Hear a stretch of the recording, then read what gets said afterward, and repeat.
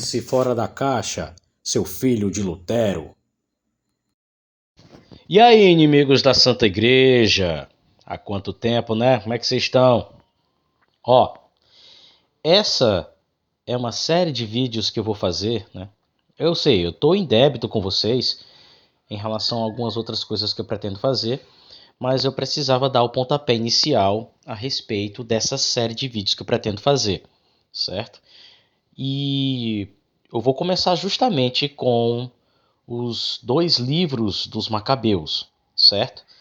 Essa é uma série de vídeos que eu vou fazer demonstrando que não só esses livros são problemáticos, como eles não eram utilizados pelos judeus, como também eles não eram utilizados pelos apóstolos. A minha intenção é justamente essa, demolir a falácia desses livros, ok? Então, sem muita enrolação, vamos logo direto ao ponto e vamos começar primeiro fazendo uma introdução a respeito desses livros para vocês entenderem o que é que eles são e por que eles não podem ser considerados como canônicos, porque eles não eram utilizados pelos apóstolos. Vamos lá. Primeiro, a gente precisa entender o que é que significa o nome apócrifo. De acordo com o dicionário Merriam-Webster, no estudo bíblico, apócrifos se refere a livros fora de um cânone aceito de escrituras. No uso moderno, o termo se refere especificamente a um grupo de livros judaicos antigos que não fazem parte da Bíblia hebraica, mas são considerados canônicos nas igrejas católica romana e ortodoxa oriental.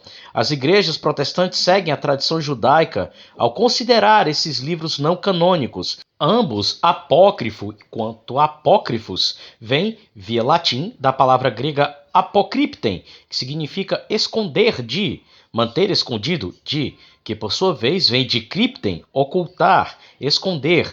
Ambas as palavras entraram no inglês no século XVI com seus significados não bíblicos, apócrifos se referindo a escritos ou declarações de autenticidade duvidosa, e apócrifos descrevendo tais coisas.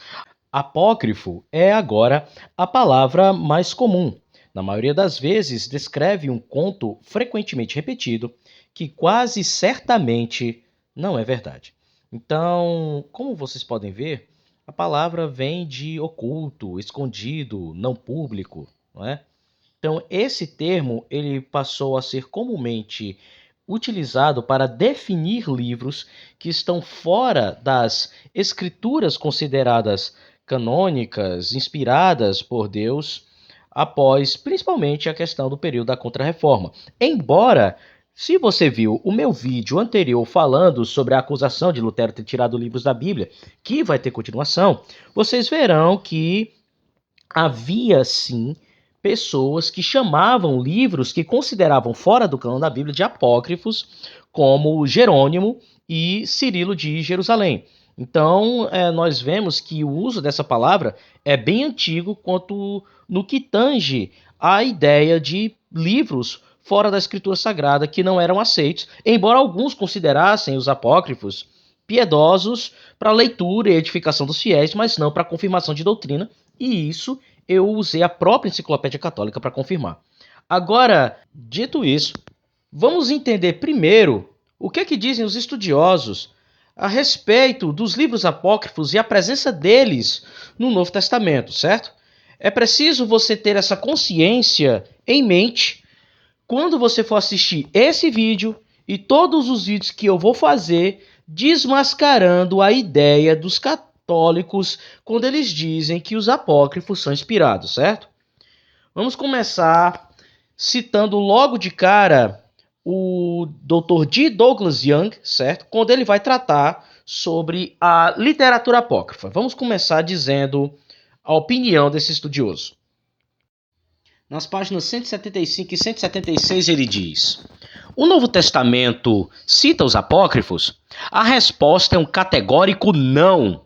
Não há uma única citação de nenhum dos 14 ou 15 livros. Não há dúvidas de que os escritores do Novo Testamento sabiam da existência desses livros.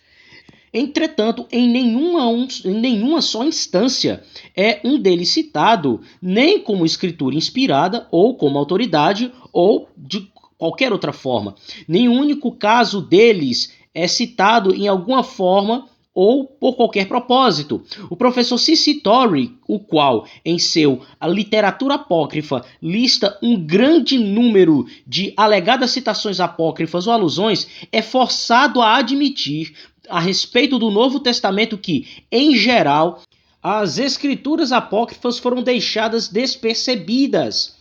As alegadas citações são de livros de fora daqueles sob consideração aqui, os apócrifos. Um exemplo disso é a citação de Enoque em Judas. Tudo que pode ser dito é que os autores do Novo Testamento tinham alguma familiaridade com materiais escritos anteriormente, aos quais a maioria deles alude indiretamente ou com fatos os quais eventualmente aparecem em ambos, documentos bíblicos e não bíblicos. Concernente à citação no Novo Testamento do Velho pelo caminho da Septuaginta, o qual é considerado significante por causa do fato de que a Septuaginta preservou os livros apócrifos, é necessário somente ser observado que, a partir dessa fonte, os escritores nunca citam nem nada além de um livro estritamente bíblico. O fato de que a coleção de livros preservada em Alexandria também continha livros extrabíblicos não significa necessariamente que aqueles que os preservaram consideravam todos os livros preservados como estando no mesmo plano, isso é, como escritura. Isso meramente indica que eles escolheram preservar um número específico de livros. Antes de podermos concluir que, por causa que eles são listados juntos, pretendia-se que todos eles fossem recebidos como escritura, nós necessitaríamos de tal informação adicional a partir das canetas ou das penas daqueles que preservaram os livros. Essa informação está faltando. Então vejam que o especialista aqui, o estudioso, ele está dizendo, matando dois coelhos com a cajadada só, que primeiro o Novo Testamento não faz qualquer menção dos livros chamados deuterocanônicos pelos católicos, e segundo, não há informação de que os judeus de Alexandria consideravam os livros sobressalentes, ao cânon palestino como escritura sagrada. Logo, nós podemos concluir com justiça exatamente o que dissemos no vídeo anterior, que eu vou dar continuação, sobre Lutero ter mutilado livros da Bíblia, que a ideia de um cânon alexandrino não procede, porque eles não consideravam a Septuaginta um cânon da Sagrada Escritura. Dito isso, lembram que foi mencionado o professor C.C. Torrey? Ele diz exatamente o que o professor D. Douglas Young vai falar na sua obra. Olha só o que ele vai dizer. A referida obra, citada por G. Douglas Young, vai dizer o seguinte, há tanto quanto eles eram religiosos e edificantes, e eram divinamente inspirados, Theopneustos, 2 Timóteo 3,16, falando dos livros canônicos, e a maneira de citar ou aludir a eles é comumente a mesma no caso dos livros canônicos. Em geral, as escrituras apócrifas foram deixadas despercebidas. Então, veja, esse homem, Charles Cutler Torrey, escreveu um livro especializado em literatura apócrifa. Tudo bem que ele cita também que houve outros livros canônicos que foram deixados despercebidos, porém, como é concernente ao assunto que estamos tratando aqui, tudo bem que houve sim outros livros do Antigo Testamento que não foram citados pelos apóstolos, mas esse homem está deixando bem claro aqui que, ao contrário do que os católicos afirmam, os apócrifos não estão presentes no Novo Testamento. Eles não estão presentes, não foram citados nem pela boca dos apóstolos, nem foram mencionados em escritos do Novo Testamento pela pena deles, certo? Inclusive, há outros especialistas que falam sobre isso e nós vamos entender aqui. O Dr. Merrill Unger diz o seguinte: apesar do fato dos escritores do Novo Testamento citarem amplamente a Septuaginta ao invés do Velho Testamento hebreu, não há um único caso bem definido de uma citação de qualquer um dos 14 livros apócrifos. O máximo que pode ser dito é que os escritores do Novo Testamento mostram estar familiarizados com esses livros e talvez se refiram a eles de forma indireta, mas de forma alguma os citam como escrituras inspiradas ou como tendo autoridade. Mas tem mais. O Dr. Roger Nicol, na sua obra sobre o uso do Antigo Testamento no Novo Testamento, vai dizer o seguinte: o presente escritor contou 224 citações diretas introduzidas por uma fórmula definida, indicando o que o escritor propunha citar. A isso deve ser acrescentado 7 casos onde uma segunda citação introduzida pela conjunção e 19 casos onde a paráfrase ou sumário, ao invés de uma citação direta, segue a fórmula introdutória. Nós podemos, mais adiante, notar pelo menos 45 instâncias onde a similaridade com certas passagens do Antigo Testamento são tão pronunciadas que, embora não haja indicação explícita que seja dada de que o autor do Novo Testamento estivesse se referindo à escritura do Antigo Testamento, sua intenção de fazer isso dificilmente deve ser duvidada. Assim, uma contagem muito conservadora expõe inquestionavelmente, no mínimo, 295 referências separadas ao Antigo Testamento. Essas ocupam mais alguns 352 versos do Novo Testamento, ou mais que 4,4%. Portanto, um verso em 22,5% do Novo Testamento é uma citação. Agora, olha o que ele vai dizer a seguir. Se nos limitarmos às citações específicas e alusões diretas, as quais formam a base de nosso reconhecimento prévio, nós notaremos que 278 versos diferentes do Antigo Testamento são citados no Novo Testamento. 94 do Pentateuco, 99 dos profetas e 85 dos escritos. Fora dos 22 livros do reconhecimento hebraico do cânon, somente 6, Juízes, Ruth, Cânticos de Salomão, Eclesiastes, Esther, Esdras, Neemias e Crônicas não são explicitamente referidos. As listas mais extensivas de Dittmar e Ruim mostram passagens reminiscentes de todos os livros do Velho Testamento, sem exceção. Agora, olha o que ele fala aqui, ó. Deve ser observado que o Novo Testamento inteiro não contém nem mesmo uma citação explícita de nenhum dos apócrifos do Antigo Testamento, os quais são considerados como canônicos pela Igreja Católica Romana. Essa omissão dificilmente pode ser vista como acidental. Então, veja, é mais um que está dizendo aqui. O Novo Testamento não cita nenhum livro que a Igreja Católica Romana considera como canônico dos 14 livros sobressalentes da Septuaginta. Mas, claro, o que vale é o que a igreja deles fala, né? É ad verecundiam puro, apela à autoridade, né? Mais uma coisa eles têm que entender, a gente não dá mínima para o que o magistério deles fala. A gente não lida com subjetivismo, a gente lida com fatos, certo? Sem contar a admissão honesta da Enciclopédia Católica sobre o emprego dos livros do Antigo Testamento no Novo Testamento, e ela vai falar isso aqui. Contudo, a força do emprego direto e indireto dos escritos do Antigo Testamento no Novo Testamento é levemente prejudicada pela verdade desconcertante de que pelo menos um dos autores do Novo Testamento, São Judas, cita explicitamente o livro de Enoque, há muito reconhecido universalmente como apócrifo. Veja o versículo 14, enquanto no verso 9 ele empresta outra narrativa apócrifa, a Assunção de Moisés. As citações do Novo Testamento do Antigo são geralmente caracterizadas por uma liberdade e elasticidade em relação à maneira e à fonte que tendem a diminuir ainda mais seu peso como prova de canonicidade.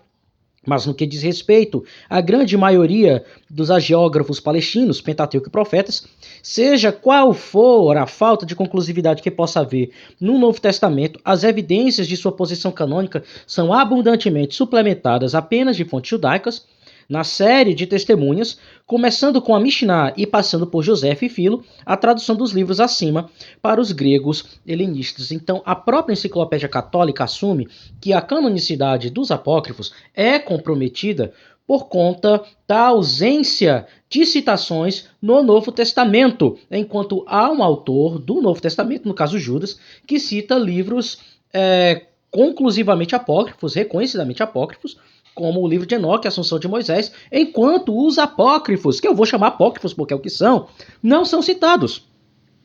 Veja o porquê que nós batemos na tecla desses livros não serem inspirados. Ah, Tiago, mas eles deixam outros livros de fora. Sim, mas isso não muda o fato de que a tríplice divisão do cânon hebreu já existia na primeira metade do primeiro século, como nós podemos ver na ideia dos escritos de Filo de Alexandria. Ele morreu na metade do primeiro século, a primeira metade do primeiro século, com 59 anos. Aí alguém pode dizer, mas no Novo Testamento também há outros livros que não são citados do Antigo Testamento judaico oficial. Sim, mas para isso a Enciclopédia Judaica tem a seguinte resposta, tanto sobre essa questão da canonicidade deles por natureza, quanto a questão do Novo Testamento. Vamos ver aqui. Os livros canônicos, portanto, não precisavam de nenhuma designação especial, já que originalmente todos eram sagrados, ou seja, os livros eram canônicos por natureza, não precisava de ninguém afirmar, olha, esse aqui é canônico, esse aqui não é. Todos já sabiam que era, né? Já que originalmente todos eram sagrados. Um novo termo teve que ser cunhado para a nova ideia de livros não sagrados. Os últimos foram chamados de acordo, externos ou livros estranhos, isto é, livros não incluídos na coleção estabelecida. Uma distinção análoga àquela feita posteriormente com referência à própria lei oral entre Mishnah e fora da Mishnah, ou seu equivalente aramaico baraíta, possivelmente essa designação se deveu ao fato de que os apócrifos, que na estimativa popular, no entanto, eram classificados como obras religiosas, não foram incluídos nas bibliotecas do templo e sinagogas. Então, a Enciclopédia Judaica já está deixando claro aqui. Os livros sagrados, independente de alguém citar eles ou não, de utilizar eles ou não, eles eram sagrados de uma forma ou de outra, eles eram canônicos de uma forma ou de outra, sem necessidade de uma confirmação externa. Até porque o que é inspirado por Deus além de se autoconfirmar, embora os católicos não queiram admitir isso, porque querem colocar a responsabilidade, a autonomia e a autoridade de reconhecer os livros da Bíblia na igreja deles, que não passa pela autoridade, que é bem ridículo, para dizer a verdade. Eles querem reconhecer livros judaicos, ou seja, algo que não é jurisdição deles. A Bíblia ela é inspirada por natureza a partir do momento que ela foi escrita, como disse R.C. Sproul. Fora que a Igreja Católica Romana, ela vai dizer na Constituição Dogmática Dei Filhos, e eu citei no meu vídeo refutando o Eduardo Faria e Lucas Lancaster, o seguinte: a Igreja os tem por sagrados e canônicos, não porque logo após terem sido compostos pelo labor humano, foram aprovados pela Igreja, ou por conterem a revelação livre de erro, mas porque escritos sob inspiração do Espírito Santo, tem Deus por autor e assim foram transmitidos para a Igreja. Então a própria Igreja Católica Romana está admitindo que não definiu nada da Bíblia e que a Escritura é inspirada por natureza, independente de confirmação externa ou não, porque Deus é o autor dela, né? Agora, vamos ver o que a Enciclopédia Judaica fala sobre a questão do emprego desses livros no Antigo Testamento e a ausência de algum deles, certo? Vamos ver. O Novo Testamento mostra que seu cânon não era outro senão aquele que existe hoje. Ou seja, ele está falando do cânon do Antigo Testamento, de 22 ou 24 livros. Nenhum dos apócrifos ou pseudepígrafos é citado pelo nome, enquanto Daniel é expressamente citado em Mateus 24:15, Mateus 13:35, Lucas 11:51. Prova que Crônicas foi o último livro canônico. A declaração para que sobre vós caia todo o sangue justo derramado sobre a terra, desde o sangue do justo Abel até o sangue de Zacarias, contém uma referência a 2 Crônicas 24:20. As três principais divisões são enumeradas em Lucas 24:44, Lei, Profetas e Salmos, como estão em Filo. Normalmente, no entanto, apenas a lei e os profetas são mencionados, né? Mas por elas as três divisões são pretendidas, assim como os professores talmúdicos incluem os hagiógrafos sob profetas. Este uso deve ser atribuído, por um lado, à falta de um termo técnico atual para os hagiógrafos, e por outro lado, à opinião de que os livros coletados das Escrituras Sagradas foram escritos pelos profetas.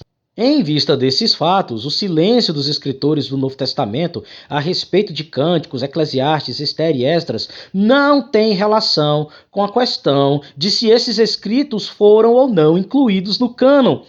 Veja, o silêncio dos autores do Novo Testamento sobre esses livros citados não muda o fato de que eles já eram canônicos antes. e que os livros sobressalentes escritos no período intertestamentário não eram canônicos para os judeus. Esse é o fato. Então, eles pensam assim, mas os apóstolos não citaram esses livros. Tá, eles não citaram, mas isso muda o fato de que o cano já estava fechado? Não. Muda o fato de que os judeus não consideravam esses livros canônicos? Não. Muda o fato de que os apóstolos, embora tivessem familiaridade com os livros sobressalentes da Septuaginta grega, não citaram em lugar nenhum? Não. Então, só por aí se tira que essa ideia dos apóstolos usarem livros apócrifos no Novo Testamento, que eles são apócrifos, independente do que eles digam ou não, são apócrifos. Não muda o fato de que os apóstolos não reconheciam esses livros como canônicos, porque eles não citam nenhum deles. Eu sei que a introdução ficou longa, mas era necessário para que vocês tivessem uma ideia do que é que eles argumentam a respeito desses livros serem considerados sagrados, canônicos, e que eles são usados no Novo Testamento, mas nós sabemos que isso é mentira. Depois dessa introdução longa, nós vamos entrar propriamente dito no assunto do vídeo, que é se os livros dos Macabeus foram usados pelos apóstolos e se eles são dignos de confiança, ok? Vamos lá. Começo com a Enciclopédia Judaica dizendo o seguinte: há 4 livros que passam por esse nome: 1º, 2º, 3º e 4º Macabeus. O primeiro deles é o único dos 4 que pode ser considerado uma fonte histórica confiável. Veja, ele é considerado um livro histórico, mas não um livro inspirado, certo? O Talmud babilônico também tem algo importante sobre a declaração dos livros canônicos e a ausência de inspiração dos apócrifos. O que é que ele diz? Depois que os últimos profetas, Ageu, Zacarias e Malaquias, morreram, o Espírito Santo se afastou de Israel, mas eles ainda se valeram do Bat Kol. Então veja, quando esse trecho do Talmud nos faz essa revelação, nós vemos que havia ausência de inspiração divina e profética na época do período intertestamentário. Isso eles não querem admitir, mas isso é um fato, não importa o que eles digam, certo? Então há ausência de inspiração divina nesse período porque o Espírito Santo, o Espírito de Deus, não estava se revelando às pessoas naquela época. Portanto, não havia possibilidade de haver um escrito inspirado nesse período. Não é por acaso que a tradição rabínica vai dizer que livros escritos após o período persa não são inspirados. Dito isso, vamos ver que relação tem os livros dos Macabeus com o Novo Testamento, ou a ausência dela, né? Vamos lá, vamos nessa. Começando com o 1º Macabeus. As passagens que eles dizem que a relação com o 1º Macabeus é João 10, 22, 23, com o 1º Macabeus 4, 59, Gálatas 1, 4, 1 Timóteo 2, 6, Tito 2, 14, com Macabeus, 1 Macabeus 6, 44. Vamos ver se isso é realmente verdade. A passagem canônica de João 10, 22, 23 diz: naquela ocasião celebrava-se a festa da dedicação em Jerusalém, e era inverno, e Jesus caminhava dentro do templo pelo pórtico de Salomão. 1 Macabeus 4,59 diz: foi estabelecido por Judas e seus irmãos e por toda a Assembleia de Israel que os dias da dedicação do altar seriam celebrados cada ano em sua data própria, durante 8 dias, a partir do dia 25 do mês de Casleu, e isto com alegria e regozijo. Então vejam, eles estão dizendo que há uma correlação desse texto com o texto de João, e por isso estão dizendo que o livro de Macabeus está sendo citado no Novo Testamento. O porém é que isso não tem nada a ver uma coisa com a outra. Porque olha só, os católicos malandramente colocam a ideia de que um acontecimento mencionado na Bíblia que seja uma referência indireta ao livro apócrifo significa reconhecimento de inspiração. Só que nós sabemos que isso não pode ser usado como critério. Afinal de contas, pensamentos semelhantes, tomando emprestadas as palavras do meu amigo Ellison Freire, nós podemos encontrar com a Bíblia até no Jornal da Manhã. Pensamento semelhante e reconhecimento de canonicidade de um livro não é nem nunca foi a mesma coisa. A correlação do Evangelho de João com o livro de 1 Macabeus é nula, porque a única coisa que está sendo feita aqui é mostrar um acontecimento que existia já desde o período dos Macabeus, que é a chamada Hanukkah, ou a festa da dedicação. Mas isso não significa em nada que o apóstolo João reconhecia o livro de Macabeus como canônico. Até porque nem por um bispo de Roma esse livro era considerado canônico. Mas eu não vou falar sobre isso agora. Vamos prosseguir. Apocalipse 6:10 e 1 Macabeus 6:22. Vejamos o que é que diz a passagem neotestamentária em comparação com a passagem apócrifa. Eles exclamavam com grande voz: até quando, ó soberano, santo e verdadeiro, esperarás para julgar os que habitam em toda a terra e vingar o nosso sangue? Já 1 Macabeus vai dizer o seguinte: e correram ao rei para lhe dizer: até quando deixarás de fazer justiça e vingar nossos irmãos? Olhem a malandragem dos nossos amiguinhos paladinos da Santa Igreja de Cristo. Eles pegam um verso isolado, tiram ele do contexto e querem dizer com isso que a Bíblia Sagrada no Novo Testamento está fazendo paralelo com o livro apócrifo de 1 Macabeus. Só tem um problema.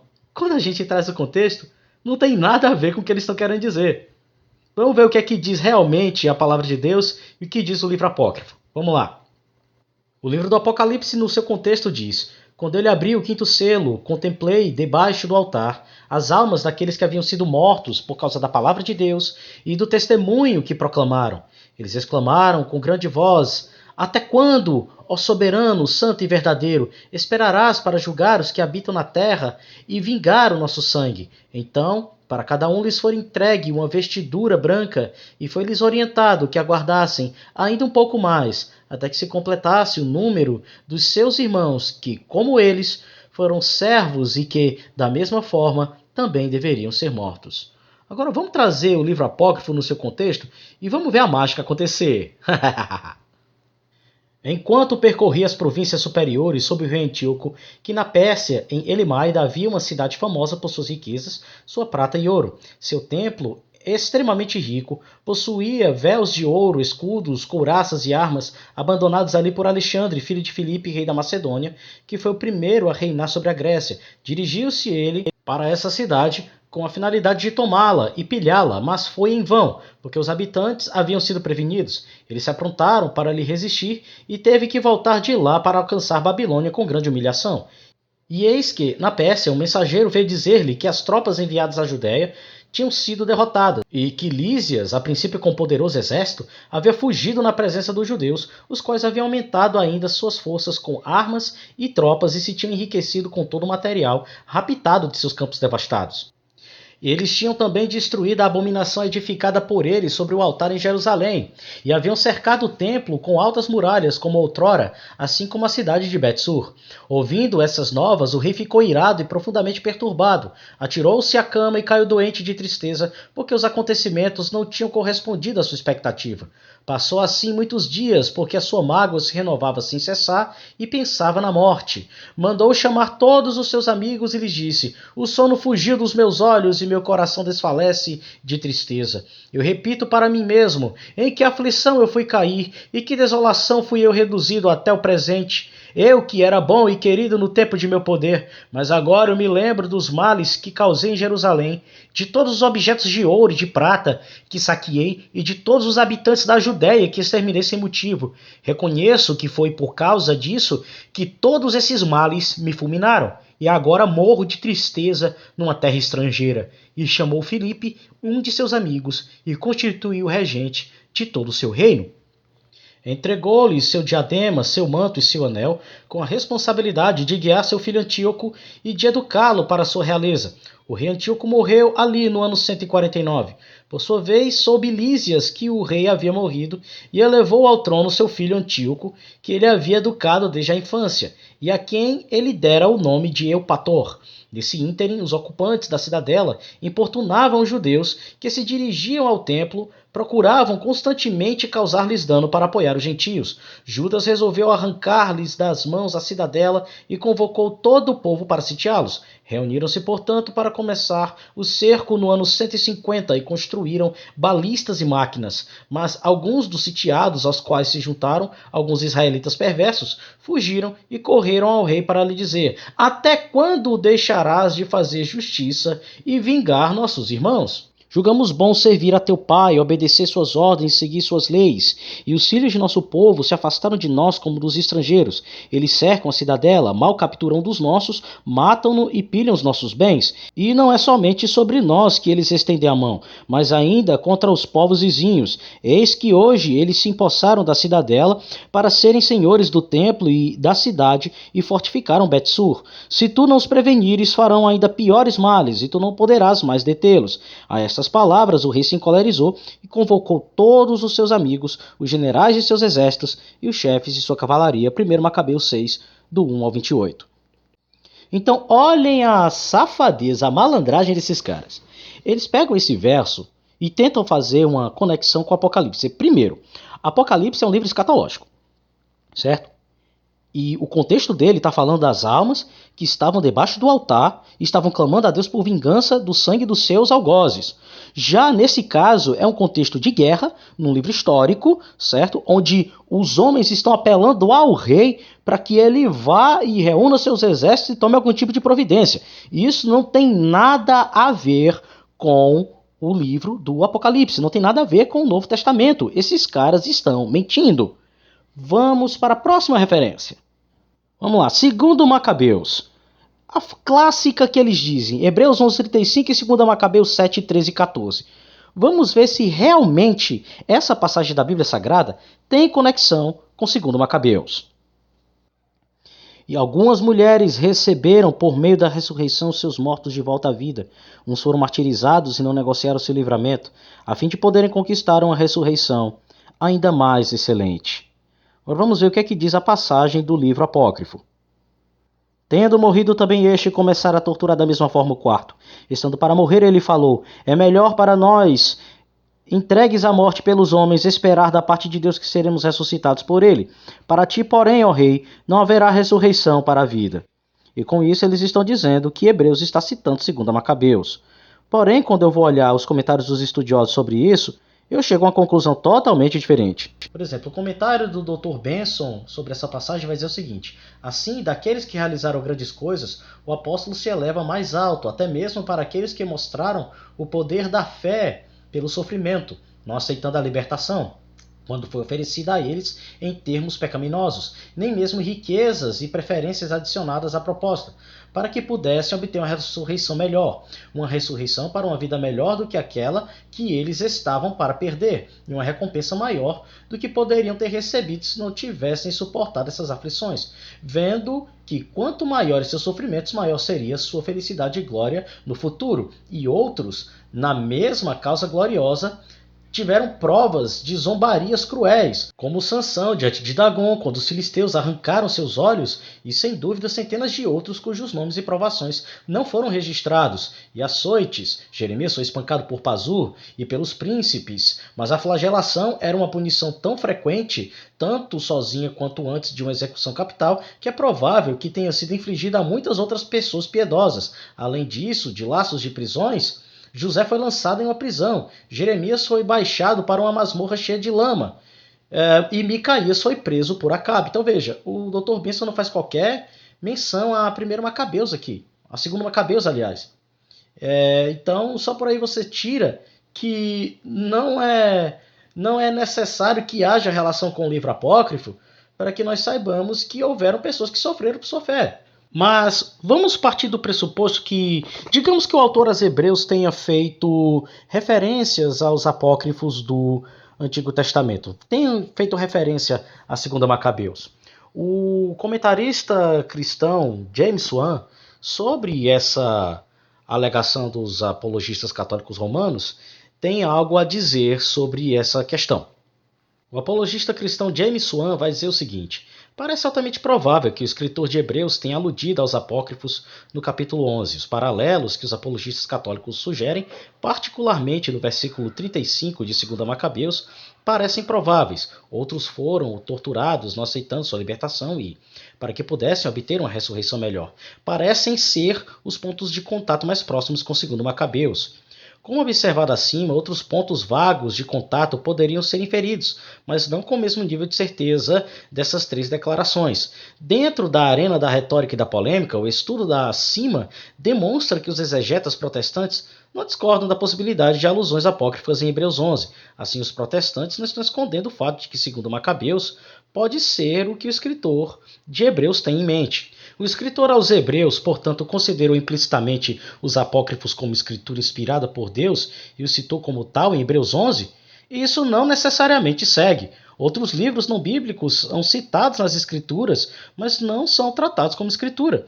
Judas cita o livro apócrifo de Enoque em Judas 14, e alguns veem uma possível alusão à assunção de Moisés em Judas 1,9. Paulo cita poetas e filósofos pagãos no Areópago, e uma alusão à penitência de Janes e Jambres pode ser encontrada segundo Timóteo 3,8.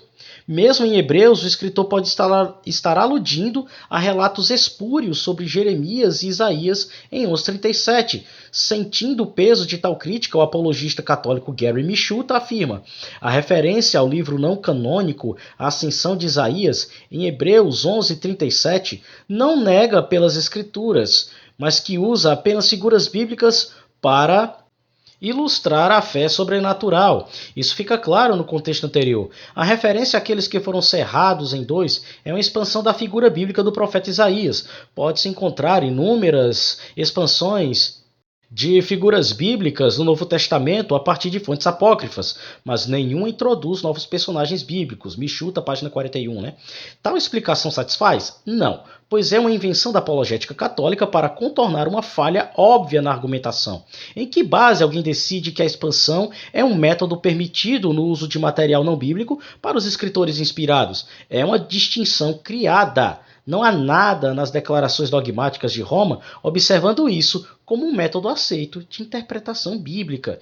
Então veja, mesmo que nós pudéssemos dar ao luxo de que os escritores do Novo Testamento, né, nesse caso aqui de Hebreus em específico, né, estivessem fazendo referência a 2 Macabeus, também há referências indiretas a outros livros declaradamente apócrifos por outros apóstolos, fora que Paulo ele cita o Targum de Pseudo-Jonatas em 2 Timóteo 3. Né? Então não existe essa história de que tá fazendo uma alusão direta, uma alusão indireta, está fazendo reconhecimento de inspiração. Porque se nós formos levar esse critério em conta, o Targum de Pseudo-Jonatas, a Assunção de Moisés, o livro de Enoque, a Assunção de Isaías, todos deveriam ser considerados escritura canônica. E nós sabemos que nenhum deles é, certo? Dito isso, vamos continuar, que a coisa está ficando boa.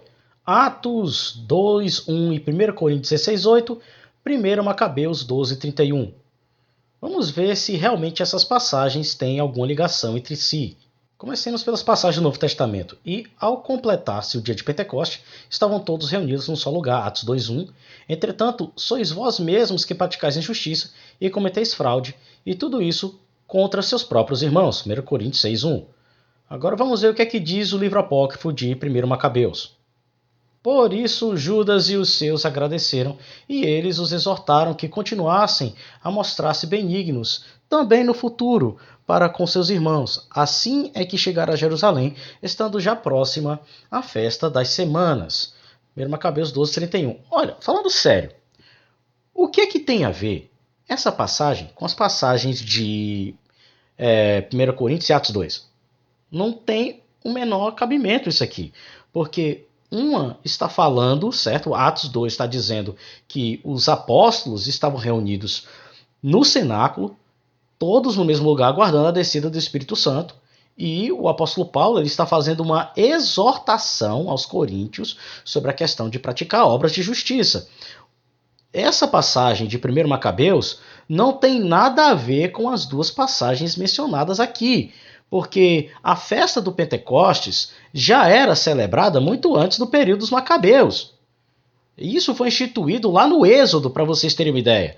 E a questão aqui da exortação à justiça, Paulo está repreendendo seus irmãos, e enquanto a passagem de 1 Macabeus não está falando sobre isso. Então, se querem encontrar uma conexão dessa passagem com o Novo Testamento, estão falhando. Mas agora nós vamos entrar no terreno que eu realmente queria, certo? E que terreno é esse, Thiago? Explica para mim.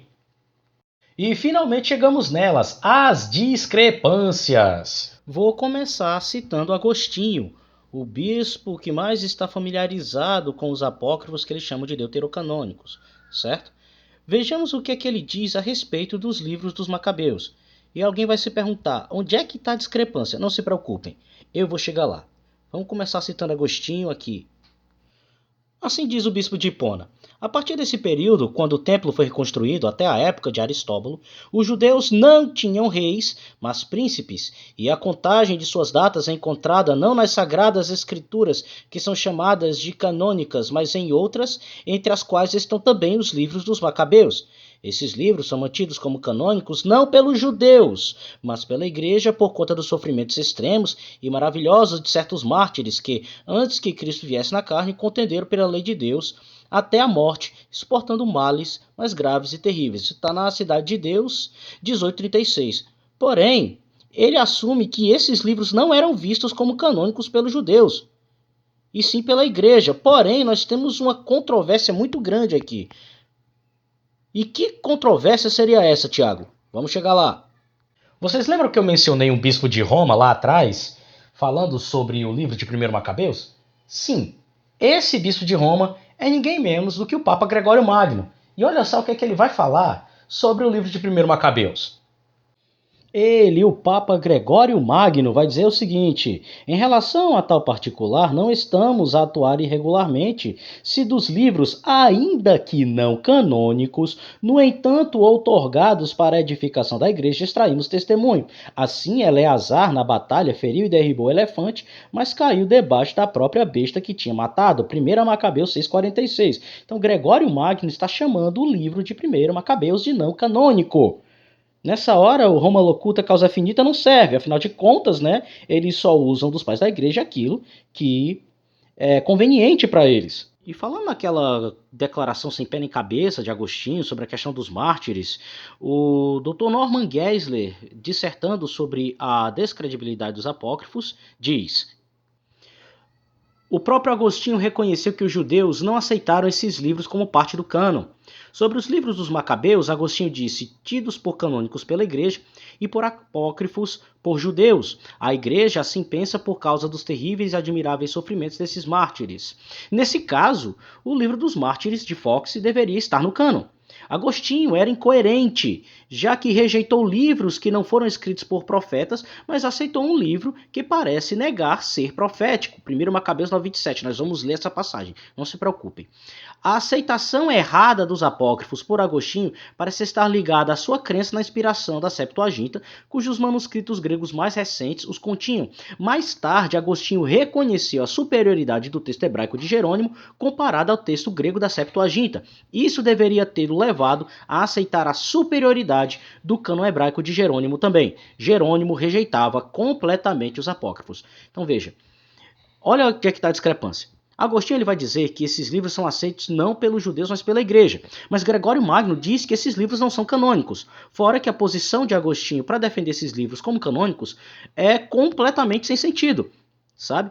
Então, como nós vemos aqui, ele também aceitou a posição de Jerônimo sobre a questão dos livros não aceitos como canônicos pelos judeus.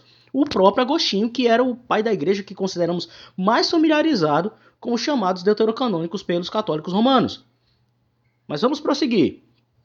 Contradições entre 1º e 2º Macabeus. O texto de 1 Macabeus 4 vai dizer assim: ao ver a derrocada de seu exército e a intrepidez que o exército de Judas adquirira, ao ver também como estes últimos se mostraram prontos para viver ou morrer corajosamente, Lísias partiu para Antioquia, onde recrutou estrangeiros na intenção de retornar à Judéia com a superioridade de forças.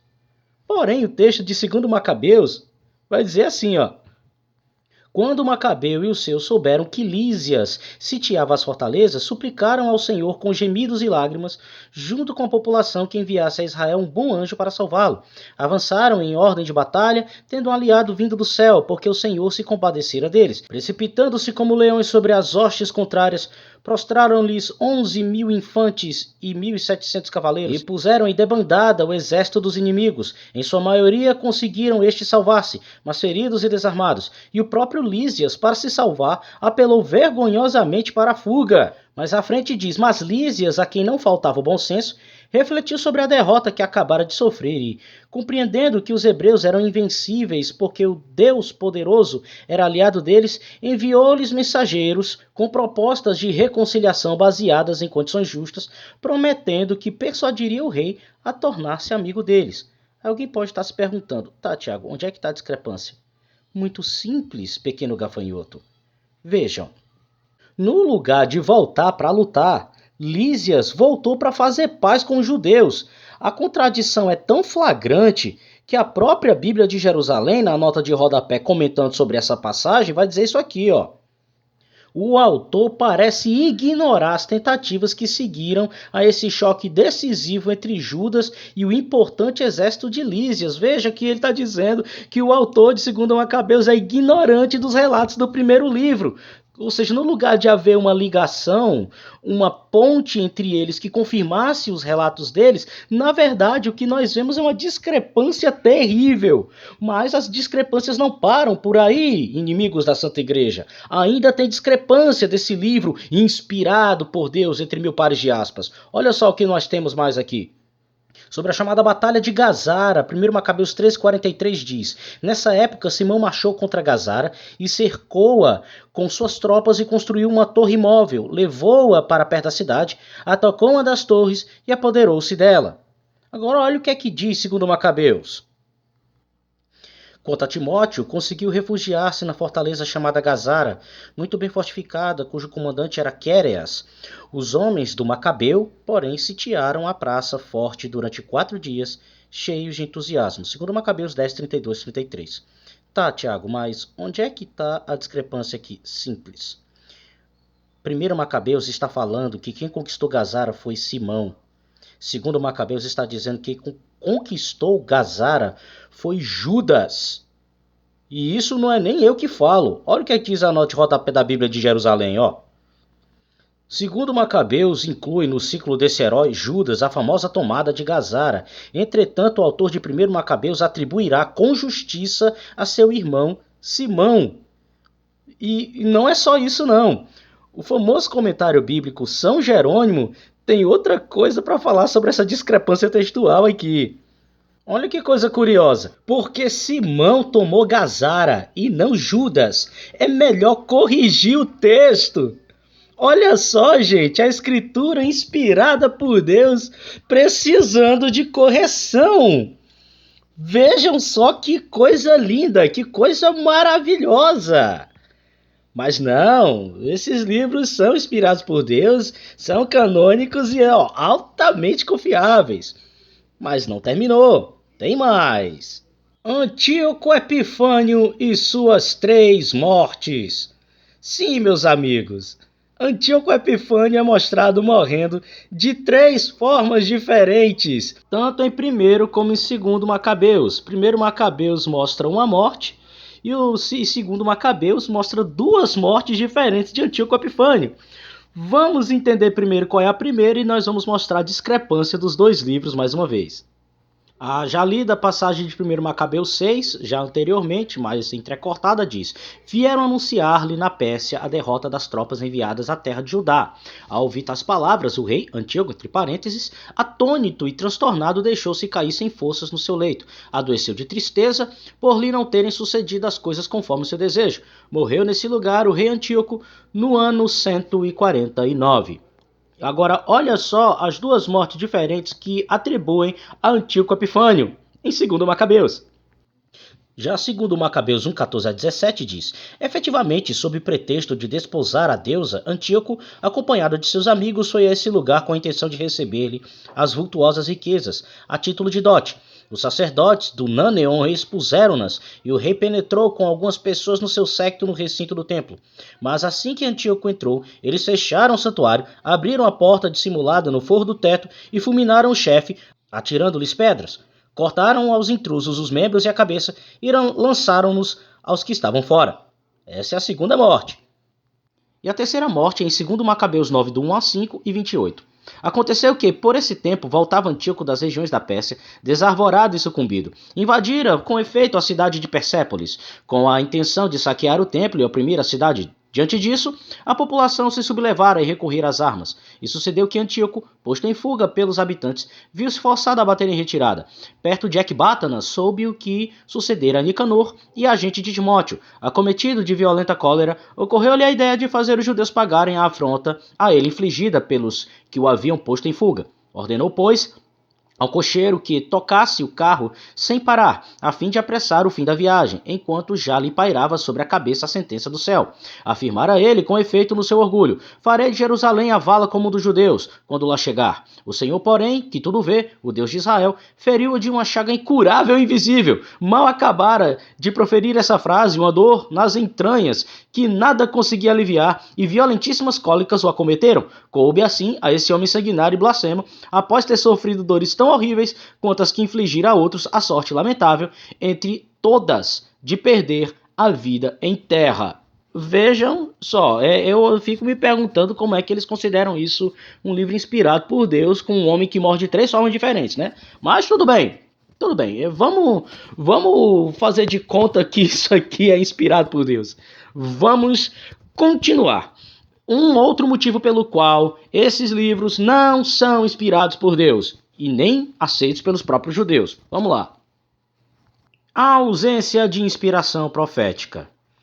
Em 1 Macabeus 9:27, diz assim: foi tão grande a tribulação em Israel como nunca houve desde o fim do tempo dos profetas. Em algumas traduções vai dizer, desde o tempo em que desapareceram os profetas. O católico John Haydock, comentando sobre essa passagem, vai dizer assim: nenhum profeta desde os dias de Malaquias ou o retorno do cativeiro, no caso o cativeiro babilônico. Então veja que não havia profeta ou revelação de Deus desde o tempo do profeta Malaquias em 450 a.C. Então olha só a discrepância disso aqui. É por isso que Flávio José, quando ele vai falar contra o grego Apion a respeito dos livros que compunham o Antigo Testamento, sobre os livros fora dos 22, ele vai dizer assim, ó: escreveu-se também tudo o que se passou desde Artaxerxes até os nossos dias, mas como não se teve, como antes, uma sequência de profetas, não se lhes dá o mesmo crédito que aos outros livros, de que acabo de falar, e pelos quais temos tal respeito, que ninguém jamais foi tão atrevido para tentar tirar ou acrescentar, ou mesmo modificar-lhes a mínima coisa. Nós consideramos como divinos, chamamos-los assim, fazemos profissão de observá-los inviolavelmente e morrer com alegria, se for necessário para prová-lo. Foi isso que fez morrer um tão grande número de escravos de nossa nação, em espetáculos dados ao povo, tantos tormentos e tantas mortes diferentes, sem que jamais se pudesse arrancar de sua boca uma única palavra contra o respeito devido às nossas leis e às tradições de nossos antepassados. Olha aqui José falando.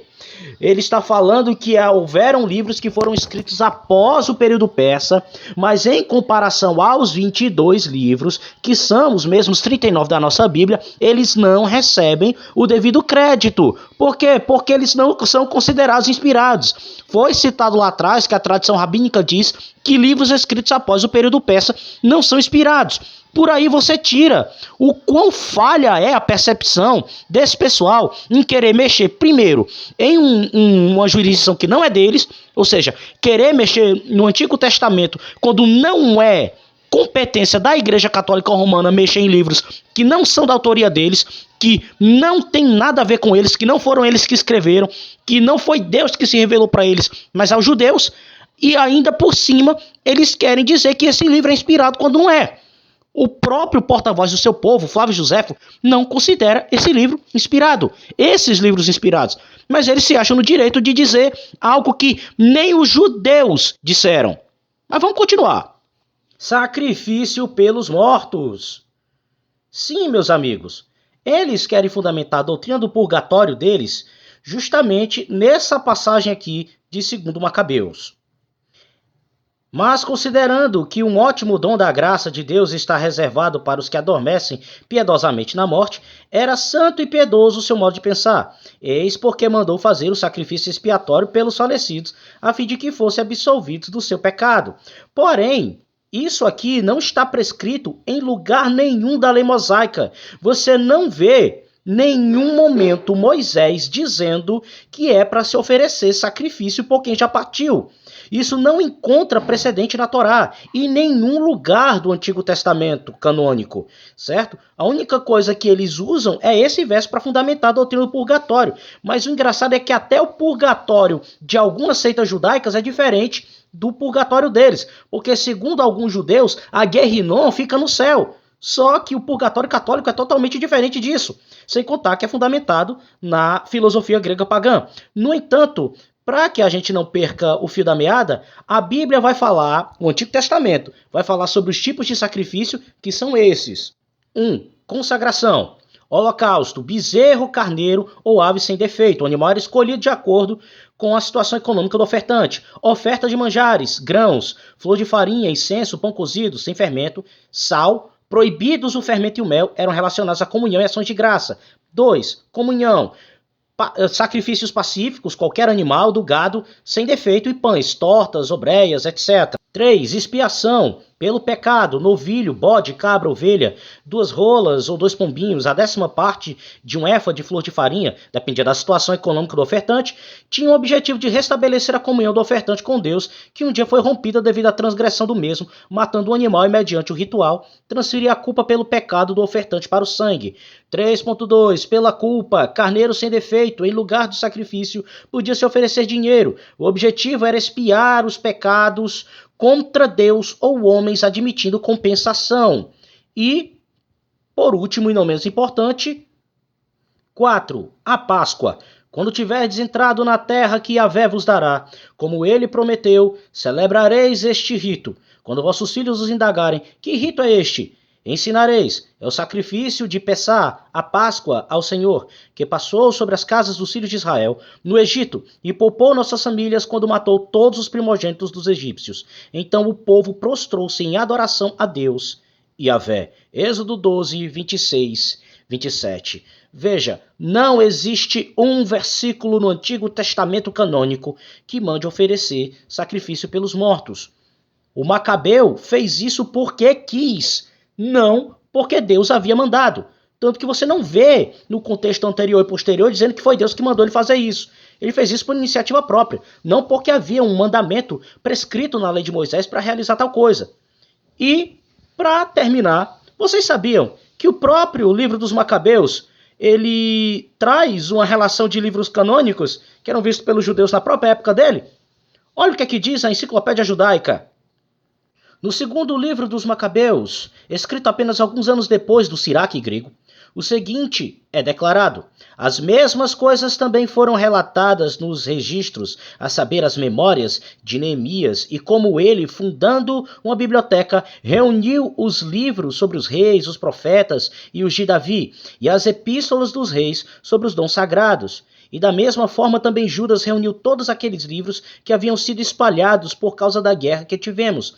E eles estão conosco. Se agora, possivelmente, vocês tiverem necessidade deles, evitem aqueles que os trarão a vocês. A Torá não é mencionada. Sua circulação geral tornou-se sua coleção desnecessária. A 2ª parte do cano é inequivocadamente pretendida por livros concernentes aos reis, Josué, Juízes, Samuel e Reis, e por profetas, Isaías, Jeremias, Ezequiel e os profetas menores. Como os hagiógrafos ainda não tinham recebido um nome definitivo, eles são mencionados como aqueles de Davi. Os Salmos, como o primeiro e mais importante livro, um costume seguido no Novo Testamento, mesmo em uma época em que não havia dúvidas quanto à existência de hagiógrafos coletados. A expressão os livros dos reis concernentes aos dons sagrados parece referir às cartas reais mencionadas em Esdras e Neemias. E se for assim, então os hagiógrafos encontram menção, a saber, Salmos e Crônicas, seus primeiro e último livros. Então vejam, na Enciclopédia Judaica está dizendo aqui que os próprios macabeus já tinham uma relação de livros separados e considerados sagrados na época deles. E como nós vimos, o Talmud babilônico deixa claro que após a morte dos 3 últimos profetas, e sendo Malaquias o que morreu em 450 a.C., pelo que vemos aqui, inimigos da Santa Igreja, essa é uma evidência de cânon fechado, não somente antes do concílio de Jâmnia, séculos antes, mas até mesmo confirmando a teoria do cânon esdrino, né?